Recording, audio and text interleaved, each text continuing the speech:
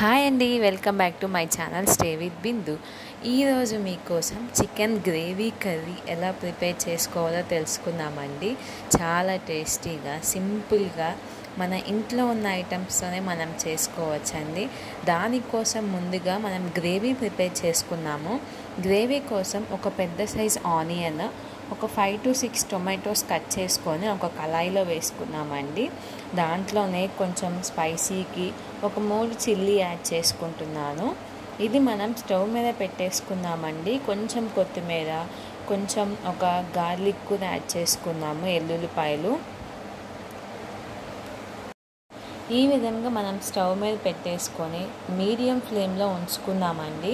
ఒక 2 table spoon దాకా oil కూడా యాడ్ చేసుకున్నాము. మనం దీన్ని మీడియం ఫ్లేమ్లో పెట్టేసుకొని కొంచెం సేపు ఇది కుక్ అవుతే సరిపోతుందండి. ఒక 50% కుక్ అవుతే సరిపోతుంది. ఇంకా దీన్ని పక్కకి తీసి కొంచెం చల్లారిన తర్వాత మనం మిక్సీ పట్టుకుందామండి. చూడండి, చల్లగా అయిపోయింది. ఇప్పుడు నేను దీనంతా మిక్సీ జార్లో వేసేసుకొని మెత్తగా, మీకు ఎంత సాఫ్ట్గా అయితే వస్తుందో అంత సాఫ్ట్గా దీన్ని మిక్సీ పట్టుకోండి. దీంట్లో వాటర్ అనేది ఏం యాడ్ చేయాల్సిన అవసరం లేదు, చాలా సాఫ్ట్గా బ్లెండ్ అయిపోతుంది. ఇప్పుడు మనం చికెన్ గ్రేవీ కర్రీ ఎలా ప్రిపేర్ చేసుకున్నామో చూద్దామండి.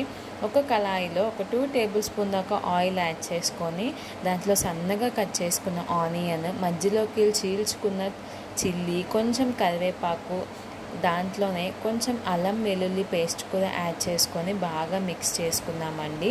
పచ్చి వాసన పోయేంత దాకా మనం మిక్స్ చేసుకుంటే బాగా టేస్టీగా ఉంటుంది. ఇక్కడ నేను కొంచెం పసుపు యాడ్ చేస్తున్నాను, 1 టేబుల్ స్పూన్ ఆఫ్ పసుపు. టేస్ట్ కోసం 1 టేబుల్ స్పూన్ దాకా సాల్ట్ యాడ్ చేస్తున్నాను.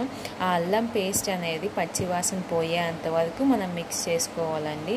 నేను ముందుగానే కడిగి కట్ చేసి పెట్టుకున్న ఒక 1.5 kg దాకా చికెన్ నేను యాడ్ చేస్తున్నాను. ఇక్కడ చికెన్ అనేది ఆయిల్లో బాగా మిక్స్ చేసుకొని పెట్టుకొని ఒక 10 minutes 15 minutes దాకా మీడియం ఫ్లేమ్లో పెట్టుకొని మనం స్టవ్ మీద పెట్టుకుంటే ఈ విధంగా దాంట్లో నుంచి కొంచెం వాటర్ అనేది బయటకు వస్తుంది కదా. దీంట్లోనే ఒక 1 టొమాటో యాడ్ చేసుకున్నాము, పెద్ద సైజ్ టొమాటో. ఇప్పుడు దీంట్లో మనం ముందుగానే కట్ చేసి పేస్ట్ చేసి పెట్టుకున్నాం కదండి, ఆ పేస్ట్ కూడా మనం యాడ్ చేసుకున్నాం. దీంట్లో అదే కప్పుతో 1 కప్ దాకా వాటర్ కూడా మనం యాడ్ చేసుకున్నాము. దీంట్లోనే కారం ఒక 2 టేబుల్ స్పూన్ యాడ్ చేసుకున్నాము. స్పైసీకి తగ్గట్టు మీరు యాడ్ చేసుకోండి. ధనియాల పౌడర్ని కూడా ఒక 2 టేబుల్ స్పూన్ దాకా యాడ్ చేసుకున్నాము. దీంట్లోనే గరం మసాలా ఒక 1/2 టేబుల్ స్పూన్ కానీ 1 టేబుల్ స్పూన్ కానీ సరిపోతుందండి. మీరు చికెన్ క్వాంటిటీని బట్టి మసాలా అనేది యాడ్ చేసుకుంటే చాలా టేస్టీగా ఉంటుంది.